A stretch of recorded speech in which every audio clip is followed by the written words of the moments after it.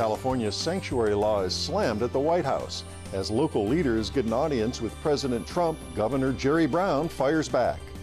SeaWorld slide may be over. New numbers show 2018 might be a better year, but will the local theme park fully recover? And saving a species from the brink of extinction, the San Diego Zoo's attempted breakthrough in rhino breeding. I'm Mark Sauer. The KPBS Roundtable starts now.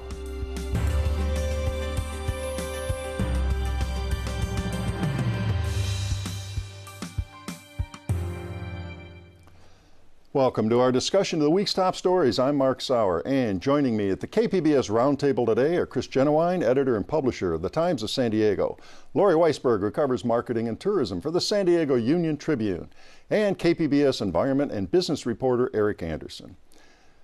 Well, Donald Trump hosted some conservative allies from very blue California, which Hillary Clinton carried by more than 4 million votes. This week, they included a pair of local politicians who joined others from conservative parts of the state to side with Trump against California's sanctuary laws. Attorney General Jeff Sessions has sued California, echoing Trump that the state's laws preventing police from working with federal immigration agents is unconstitutional. And Chris, who among local politicians were there in the White House this week? Well, it was an interesting group. It was 15 in all, mostly from smaller cities, but notably from Orange and San Diego County. Representing San Diego County, Supervisor Kristen Gaspar, who was a very vocal proponent of the county's vote to support the Trump administration lawsuit, and Escondido Mayor Sam Abed, who many remember from an effort some years ago to make it a crime to rent to an undocumented immigrant in his city of Escondido. Yeah, I remember that story. I covered that years ago myself. The general comments from the California politicians in this meeting, because it was open. It was open to the media, and it was open to the media, and there was a wide range of comments. A lot of gratitude expressed to President Trump for his stand on the California sanctuary law. Mayor Abed boasted about working with ICE directly during his time as mayor to deport over 2,700 undocumented immigrants, and he said that had made Escondido safe again. Supervisor Gaspar brought up a shooting in the Midway district back in March, in which an undocumented immigrant shot and killed a San Diego resident outside of a fitness club, and she said that she would continue to fight against these kinds of problems. She said that in fact the sanctuary law made San Diego the ideal place to commit a crime. She said that an immigrant can cross the border into Tijuana or is protected by the sanctuary city laws. And we do have, I might as well come back to these bites we have from both Sam Abed and Kristen Gaspar from these meetings. We're going to run these back to back. Let's hear what they said. Instead of fixing the Golden State and making it the American dream for everyone, they are dealing with illegal criminals. When Jerry Brown cares more about illegal criminals than he cares about the Hispanic community and the American citizens, this is insanity. I have a stack of 3,000 emails in my office. These are the emails that have come in, thank yous, people supporting what we're doing, and I have a tiny little stack of less than 50 where people are very upset with what we're doing in San Diego. How's the wall going? It's going. We're getting it built, right? They wanted it so badly, San Diego, they wanted it so badly. And I said, you know, if we build it, we will lose a big constituency because there won't be anybody saying we want the wall. But we had to build it. Is that right? Well, we're building some prototypes. There are 6 prototype sections standing at the border in Otay Mesa. There's also a 2-mile section of rusted border fence near Calexico that's being repaired. That rusted border fence, interestingly, it's old helicopter landing mats from the Vietnam War.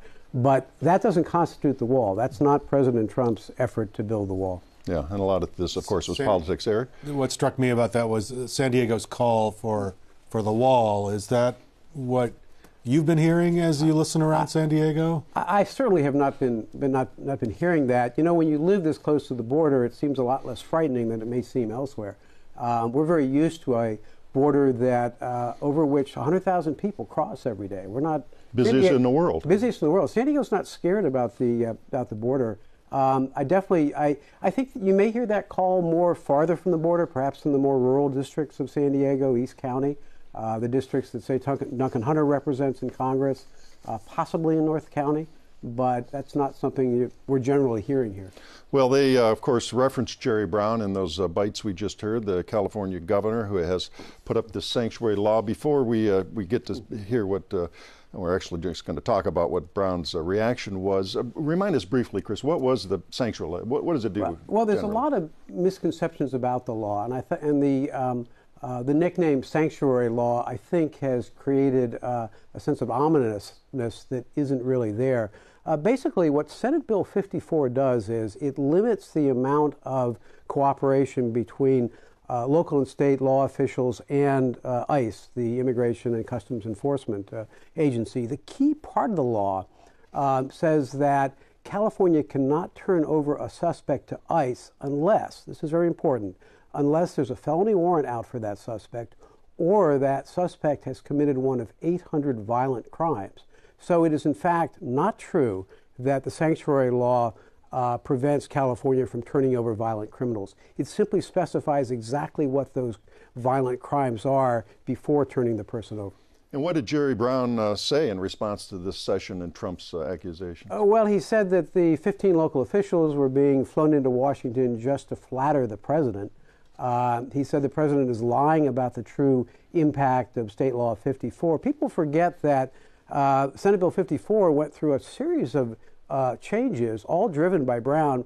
Brown wanted to protect law-abiding immigrants from possibly being turned over to ICE, but he didn't want to protect criminals. And it was only after his changes to the law that he signed it. Okay, Lori? From a political move, I mean, Kristen Gaspar is now running for higher office, is trotting people like her out, and she willingly going. Is that good for her base or her effort to run for a new office? Is she? I mean, obviously she pointed out that she's got stacks of emails that are in support of this, but is this a helpful political move? I don't see how it's helpful. She's running in a district for Congress, 49th, that almost defeated Darrell Issa, and it almost defeated Issa over his very vocal support for President Trump. It's also a district that has been changing. The last two supervisors. If you look at the supervisor situation, the last two supervisors were very much centrist, perhaps slightly to the left. So it's hard to see how that helps her. Well, and that does set us up because we have how this plays down into the local politics across the country. And here in San Diego, we've got an ad from Nathan Fletcher, who's, of course, running for county supervisor here. His main challenger is former DA Bonnie DeManis. And let's hear that ad and see what happens there. Families torn apart. Women's health at risk. There's so much at stake for San Diego. But every single county supervisor is a Republican, and not one of them will stand up to Donald Trump. But I will.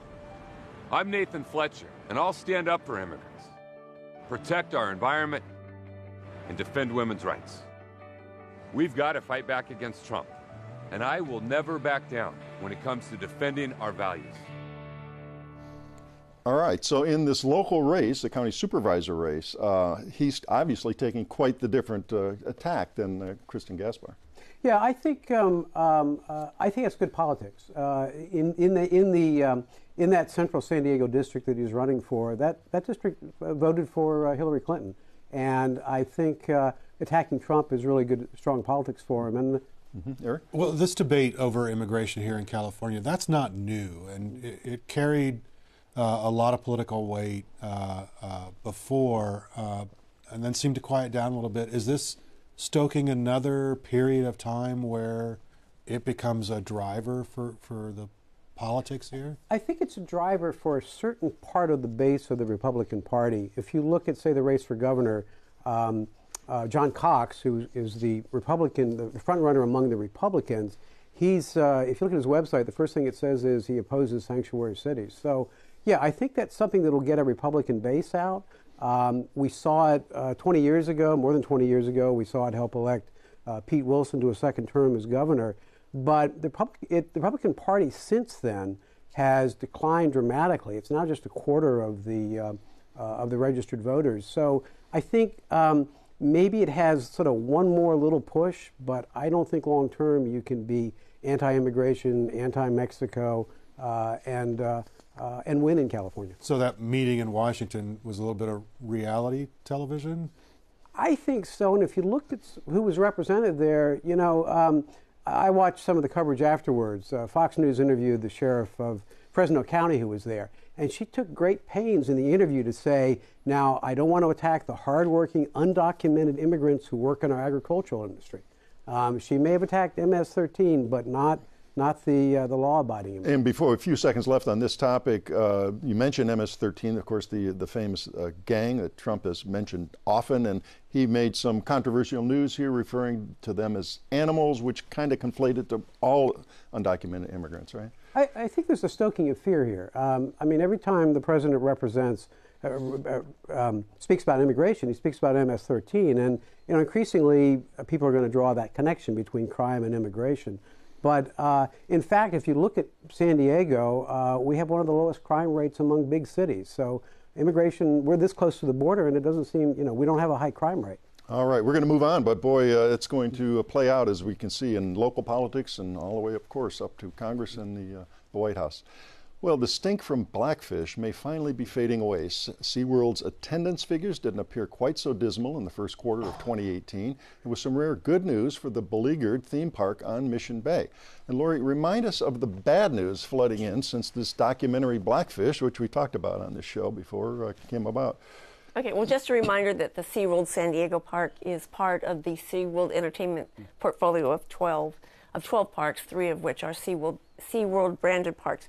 But in general, SeaWorld, the company, has had 4 consecutive years of down or flat revenues and attendance, and San Diego especially. San Diego, of all the parks, has felt the, as you put it, the stink of blackfish because of the sensitivity to the captivity of the orcas. And in last year, you mentioned the first quarter was good news, but last year in San Diego, we know that attendance fell 14%. That was a big decline. The year before, it was just flat. So you can see that we don't know for sure what's causing that, but you can still see the lingering effect. And your story this week on last year's said it was right at the bottom of theme parks that they're competing with all over the place. Right. What's interesting is that among all the theme park companies, Disney, Universal, SeaWorld, they never report out the attendance of their individual parks. But once a year, and it came out this week, is a report that they have this methodology where they were able to tell the attendance of theme parks up and throughout the country, throughout the world. And of the North America top theme parks, SeaWorld had the deepest attendance drop, and most were growing in attendance. And again, that was last year. And that was last year. So tell us about this bright spot here in the first quarter figures, which obviously are more recent. Right. So the first quarter, this is for the company. The CEO was booted in February, and so they have an interim CEO right now. The first quarter, they showed attendance up by about 15% across all parks, and then revenues up about 16%. And that was a rare ray of sunshine, because that haven't had that in a while. So the question mark among everybody is, can this last? Is this, it's the first quarter, it's not the summer season, but is there more good news ahead? Not quickly enough. The rebound didn't come quickly enough to save the CEO's job. Right. And I guess what I would look at is this just a small little upturn as they continue this rocky road, or do you think this is the beginning of a trend based on what you've seen? I mean, maybe it's a flattening of things, but I mean, they have both in Orlando and San Diego tremendous competition, especially in Orlando with Disney and Universal. They don't have the kind of budget where they can afford these blockbuster attractions. Coming to Disneyland will be this new Star Wars expansion, which will, it's going to potentially cannibalize their audience. So they've got a lot to do. They've got to, the interim CEO said, we've got to do a better job of telling everybody the good we do, ocean conservation, animal rescues, more attractions every single year. They just introduced the electric eel, the coaster. But whether thrill rides can save SeaWorld, that's another question. Chris? They recently revamped the killer whale exhibition. It's more educational. Has that helped? it's hard to say if it's helped because in the year that they revamped it is when they had the big decline in attendance. So you can never really tell what's helping and what's hurting. I think there was a period when the old Shamu show had been shut down and they were building out the set for this new one, that there was no kind of killer whale attraction. I think there's still a strong group of people that want to see those, they don't call them performances anymore, but see those kinds of encounters. But I don't think that's going to be enough. I mean, they ended the breeding a couple years ago. They said they're going to transition, the breeding of captive orcas. They said they were going to transition out of these Shamu shows, but that hasn't lifted up their financial picture. Well, and they were so known as Shamu. I mean, Shamu literally was the face of SeaWorld, and they're really trying to change that. So what are they known for now? Are they more of a traditional amusement park thrill ride place? Well, in this interview I had recently with the interim CEO, he used to be the park president in San Diego. He wants to have SeaWorld be kind of this diversity, because they are known for their animals, but they're also known for their rescues. They're known for their attractions, and the attractions always have to have an educational component. So he thinks that that's what distinguishes them from your more typical amusement park. But it can't be just the ride. So I don't know that you're ever going to see them getting rid of their animals. I mean, some analysts have gone so far as to say, yeah, they're going to just have to get rid of the name SeaWorld. But what's unusual, you're seeing them try so many different things. When Anheuser-Busch owned the parks, I guess there was free beer. So all of a sudden, there's a couple of their parks in Florida that have reintroduced free beer. So it's beer world. Yeah, yes, it's just trying anything that will stick to boost the attendance. And is the problem there that they can't attract enough visitors from outside of the region, or is the problem that they're having trouble here locally, or I think a big part of their attendance, are the pass holders and the people from 300 miles in, and yes, I think from LA area, and so I think that is where they've hurt. And I think we were just talking about this in our newsroom. We were talking about, hey, when you have friends visit, do you go to SeaWorld? And one of the younger reporters was saying, no. They said, oh no, we can't go to SeaWorld. You don't look good if you want to go to SeaWorld because there's that whole blackfish thing. Yeah, so there's now obviously that is not a very scientific poll, but I mean there's that sense. Well, what do analysts, a few seconds left, what do analysts say going forward? I mean, is the lag enough? Maybe they are turning a corner and these numbers are more than just encouraging? A number of the analysts I talked to do think they're turning the corner. While the former CEO, Joel Manby, did not last long, they have cleaned house, and they think that maybe new leadership is going to help, a new attention on their marketing message, that maybe there wasn't enough of that. So they say, stay tuned. They think that they could turn the corner. We will stay tuned and move on. Well, it may seem like good news is harder to come by these days, but there's a story at San Diego Zoo's Safari Park this week that certainly qualifies. It involves a pregnant rhinoceros, a southern white rhino, and hope for reviving the critically endangered northern white rhino. So, Eric, start with this breeding program. Which rhino species involved? When did it start? What's the objective? Well, let's actually start in a slightly different location with the northern white rhinos. These are the critically endangered species. 2 of them left on the planet. Just 2. Both of them are females, so the last male died a little bit less than a year ago. And these 2 species, when these 2 rhinos died, they're going to be gone. The zoo, a number of years ago, they used to have a pair of northern white rhinos. They both died of old age.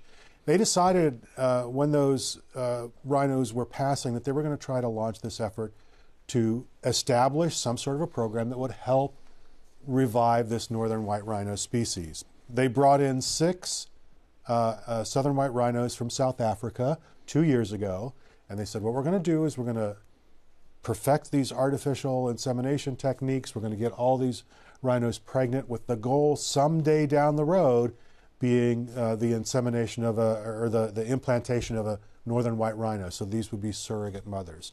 And what happened this week was they acknowledged that they've had success. Victoria, one of those 6 rhinos, is pregnant as a result of their artificial insemination. The embryo is now about 55, 56 days old.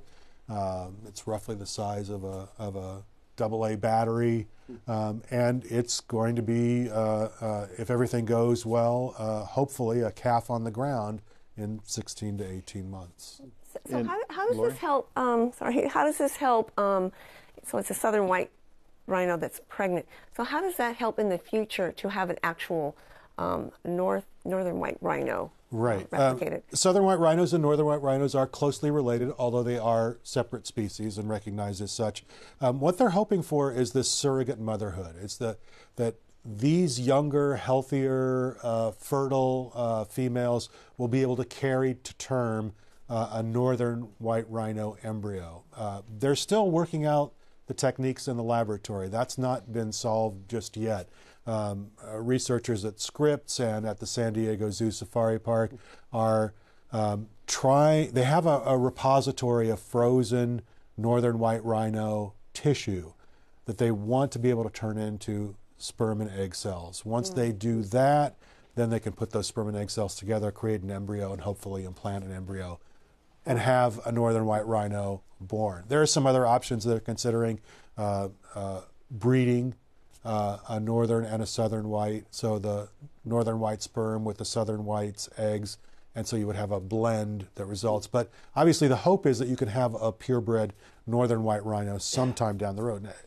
They're not quite there yet, but this is certainly an encouraging sign. And the southern white rhino was in trouble too for a while, but there was good news trouble there. too for the same reason, threatened by man. The reason that the northern white rhino has been really rolled back is primarily because of war and poaching. There was conflict in the area where it resisted. It's a big animal, requires a lot of space to live. It makes it an easy target. It has a valuable asset, which is the horn. Yeah, tell us about that. The poaching goes poachers to go after the black horn. market. And I guess the real tragedy is that you could conceivably cut off the horn without hurting the animal. And in fact, they do that on some of the preserves to protect the rhinos. But what poachers do is they kill the animal, they cut off the horn, and then they transfer the horn to the black market, where it's used in a variety of black market products. What happened to the southern white rhino was, big animals need a lot of room. As humans start to encroach, their territory gets smaller. There are conflicts. It allows poachers to proliferate. And so, their numbers were falling too for a while. That's sort of been slowed a bit. They remain threatened. There are about 20,000 of them in the wild, but nowhere near as threatened or endangered as the northern white. Two animals. Could this technique work with other nearly extinct species? I think the theory is all there, right? Yes, of course it could work with other nearly and probably with other extinct species if you have the genetic material to start with. The problem is kind of where the technology is. They have done some of this. The key is what they want to do is they want to take tissue from an animal and turn it into what they call pluripotent stem cells, adult stem cells, that can then become anything.